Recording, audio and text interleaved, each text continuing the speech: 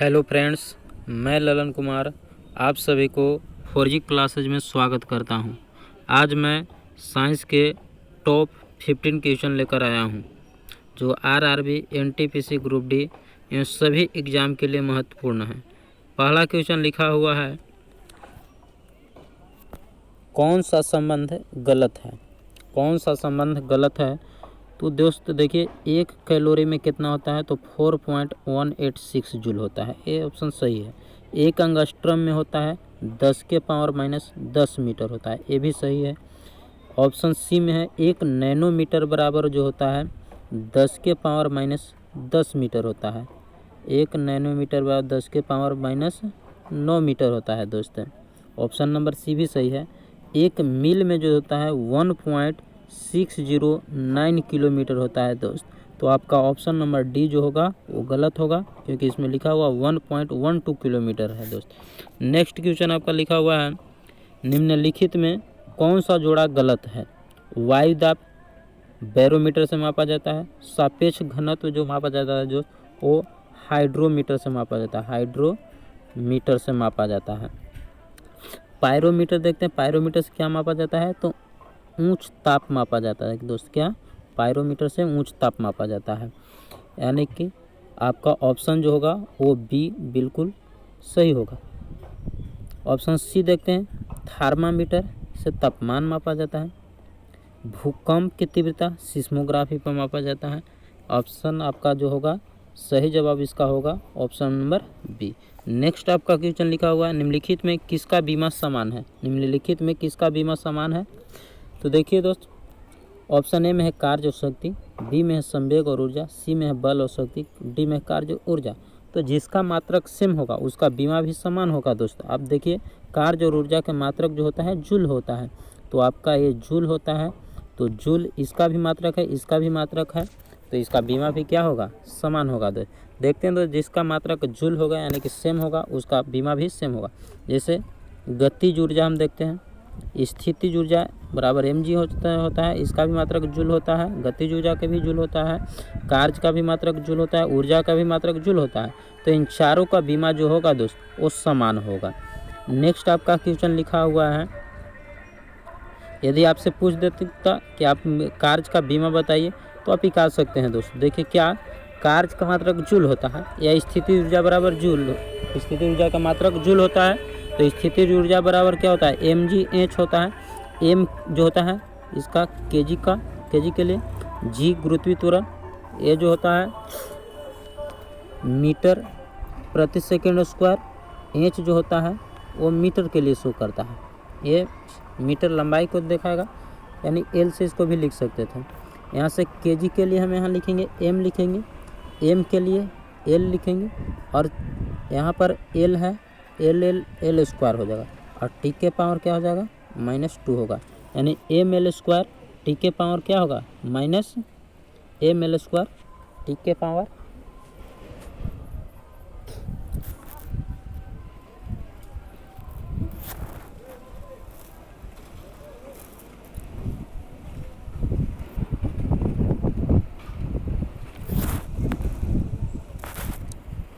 ml square T के power जो हो जाएगा ये चला जाएगा ऊपर, तो -2 हो जाएगा। नेक्स्ट आपका क्वेश्चन लिखा हुआ है, क्या? निम्नलिखित में कौन सी भौतिक मात्रक बीमाहीन है? ए में है विकृति, बी में है कोण, सी में है विशिष्ट गुरुत्व। तो इसका सही जवाब होगा ऑप्शन नंबर डी। ये जो होता है इसमें किसी का बीमा नहीं होता है, बीमाहीन है। Option number A. Next question है 5 नंबर, विभव मात्रक है जूल प्रति, विभव का मात्रक है जूल प्रति कूलाम है, वोल्ट भी है दोस्त। यानी कि ऑप्शन ए और बी दोनों इसका सही जवाब होगा। ऑप्शन ए और बी इसका दोनों सही जवाब होगा। देखते हैं, जूल प्रति केजी प्रति केल्विन किसकी मात्रा है? तो विशिष्ट ऊष्मा का मात्रक होता है दोस्त। विशिष्ट ऊष्मा का क्या मात्रक होता है? जूल प्रति केजी प्रति केल्विन होता है दोस्त। नेक्स्ट आपका क्वेश्चन क्या है, सार्वत्रिक गुरुत्वाकर्षण नियतांक का बीमा क्या होगा?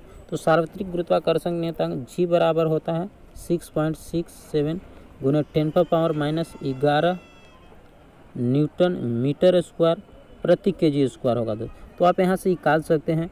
फिलहाल हम इसको लिखते हैं डायरेक्ट, क्या कि m के पावर बीमा -1 होगा, l के पावर 3, t के पावर जो होगा दोस्त वो -2 होगा। यानी इसका बीमा क्या होगा, m के पावर -1, l के पावर 3, t के पावर -2 होगा। नेक्स्ट क्वेश्चन लिखा हुआ है कि आपका जब हम किसी पत्थर के टुकड़े को डोरी के एक सिरे से बांधकर घुमाते हैं तो हमें डोरी पर तनाव लगाना पड़ता है। यह तनाव किस बल की तरह कार्य करता है? ऑप्शन ए में है अपकेंद्री बल, बी में है अभिकेंद्री बल। तो इसका सही जवाब जो होगा दोस्त अभिकेंद्री बल के कारण होता है। अभिकेंद्री बल के कारण कोई भी वस्तु अपनी ओर आकर्षित करता है। जैसे कि पृथ्वी सूर्य के चारों ओर चक्कर लगा रहा है तो वहाँ भी अभिकेंद्री बल कार्य कर रहा है दोस्त। अब केंद्री का एग्जाम्पल देखते हैं। जैसे में ऑप्शन नंबर ए अपकेंद्री बल कहाँ लगता है, तो दही से मक्खन निकालना अपकेंद्री बल के सिद्धांत पर काम करता है। कहाँ, दही से मक्खन निकालना अपकेंद्री बल होता है दोस्त। नेक्स्ट आपका क्वेश्चन है, यदि आपका यही रहता कि मौत के कुआं में जो होता है गाड़ी सवार पर किस बल कार्य करता है, तो ये अभिकेंद्री बल कार्य करता है। कौन सा, अभिकेंद्री बल कार्य करता है दोस्त। नेक्स्ट आपका क्वेश्चन क्या है, पदार्थ के संवेग और वेग के अनुपात में से कौन सा भौतिक इकाई प्राप्त होता है? पदार्थ के संवेग और वेग से, तो संवेग p बराबर होता है m भी होता है दोस्त। तो हमसे p/v लिख सकते हैं बराबर m, यानी p अनुपात v बराबर m, यानी कि p अनुपात v से संवेग और वेग के अनुपात से द्रव्यमान प्राप्त होगा दोस्त। क्या द्रव्यमान? ऑप्शन नंबर सी इसका सही जवाब होगा। नेक्स्ट क्वेश्चन आप क्या है, दाब घटने से गलनांक बिंदु पर क्या प्रभाव पड़ेगा? दाब घटने से गलनांक बिंदु पर क्या प्रभाव पड़ेगा? तो देखिए, दाब घटने से गलनांक बिंदु पर यानी मेल्टिंग पॉइंट पर क्या प्रभाव पड़ेगा, तो मेल्टिंग पॉइंट व्युत्क्रमानुपाती होता है प्रेशर का। यदि दाब घटेगा, दाब प्रेशर जो होगा वो घटेगा, प्रेशर घटेगा तो मेल्टिंग पॉइंट क्या होगा दोस्त, प्रेशर घटेगा तो मेल्टिंग पॉइंट क्या होगा, बढ़ेगा। तो ऑप्शन नंबर इसका क्या होगा, ए ऑप्शन सही होगा दोस्त। नेक्स्ट क्वेश्चन लिखा हुआ है, प्रेशर कुकर में खाना जल्द पकता है क्योंकि यह उबलता है। प्रेशर कुकर में खाना जल्द पकता है क्योंकि यह उबलता है। तो ऑप्शन नंबर ए में 100 डिग्री सी पर, 100 डिग्री सी से कम पर, 100 डिग्री से ऊपर। तो इसका सही जवाब होगा 100 डिग्री से ऊपर उबलता है दोस्त। ऐसे कोई भी पानी जो उबलता है 100 डिग्री सी पर उबलता है, 100 डिग्री सी से कम पर नहीं उबलता है दोस्त। तो 100 डिग्री सी से ऊपर उबलता है। प्रेशर कुकर में उच्च दाब होने के कारण पानी का क्वथनांक उच्च होता है, इसलिए पानी 100 डिग्री से ऊपर उबलता है। आपसे ये पूछता है यदि कि प्रेशर कुकर में खाना जल्द क्यों पकता है, तो आप बताइएगा कि उच्च दाब तथा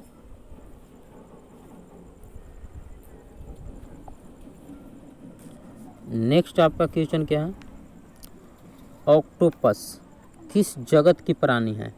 ऑक्टोपस किस जगत के प्राणी है? तो ये मोलास्का जगत का है। किस जगत का? मोलास्का। मोलास्का के और कौन एग्जाम्पल है, तो आपका घोंघा, सीपी, ऑक्टोपस। आप ये तीनों एग्जाम्पल याद रखिएगा दोस्त कि ऑक्टोपस, सीपी, घोंघा किस जगत के आता है, तो मोलास्का जगत के है। नेक्स्ट क्वेश्चन है, यदि कोई लड़की झूला झूलते समय एकाएक खड़ा हो जाए तो उसका आवर्त गति पर क्या प्रभाव पड़ेगा? उसके आवर्त गति पर क्या प्रभाव पड़ेगा?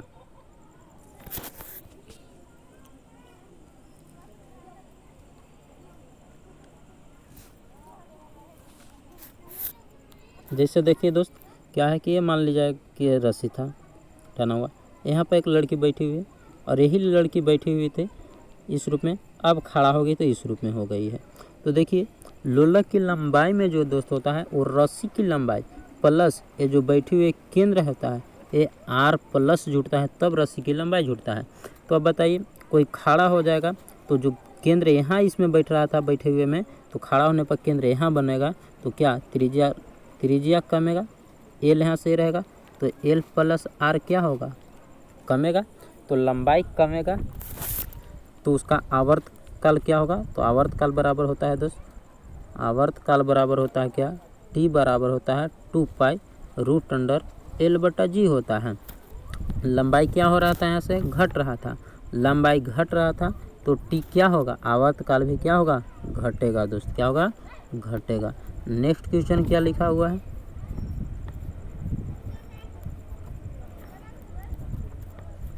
यदि लोलक, ये लिखा हुआ है, यदि लोलक, यहाँ पर मिसप्रिंटिंग है, लोलक को पृथ्वी के केंद्र पर ले जाया जाए तो आवर्तकाल पर क्या प्रभाव पड़ेगा, आवर्तकाल क्या होगा, तो टी बराबर होता है 2π√L/g होता है, और जी को केंद्र पर ले जाएगा तो जी क्या होगा, शून्य हो जाएगा दोस्त, तो शून्य हो जाएगा तो ये क्या हो जाएगा, इन्फिनिटिव हो जाएगा। इसका अनंत, ऑप्शन नंबर ए इसका सही जवाब होगा दोस्त। नेक्स्ट क्वेश्चन क्या है, सरल लोलक का आवर्तकाल किस पर निर्भर नहीं करता है, तो सरल लोलक का आवर्तकाल किस पर निर्भर नहीं करता है, तो लोलक आवर्तकाल बराबर टी बराबर होता है 2π√L/g होता है, L/g होता है, तो L पर भी निर्भर करेगा, G पर भी निर्भर करेगा, तो ऑप्शन नंबर सी इस द्रव्यमान पर निर्भर नहीं करता है। ऑप्शन नंबर क्या होगा, सी होगा, लंबाई पर भी निर्भर करेगा, G पर भी निर्भर करेगा। नेक्स्ट क्वेश्चन है, यदि लोलक घड़ी को चंद्रमा पर ले जाया जाए तो घड़ी क्या होगा, यदि लोलक घड़ी को चंद्रमा पर ले जाया जाए तो आप देखिए टी बराबर होता है 2π√L/g होता है, तो जी चंद्रमा पर जाएगा तो पृथ्वी से चंद्रमा पर ले जाने पर जी का मान कमेगा, और जी का मान कमेगा तो ये कमेगा तो आवर्तकाल क्या होगा, इसका बढ़ेगा, और आवर्तकाल बढ़ेगा, इसका मतलब जो 1 सेकंड में पहले चक्कर लगाता था अब वो 2 सेकंड में चक्कर लगा रहा है वो घड़ी, तो इसका मतलब क्या हो गया, समय ज़्यादा ले रहा, तो इसका मतलब घड़ी क्या हो गया है, सुस्त हो गया है दोस्त, क्या हो जाएगी, सुस्त हो जाएगी। ऑप्शन नंबर ए इसका सही होगा जवाब दोस्त। यदि मेरा चैनल अच्छा लगे तो लाइक, शेयर और सब्सक्राइब जरूर करिएगा। धन्यवाद दोस्त।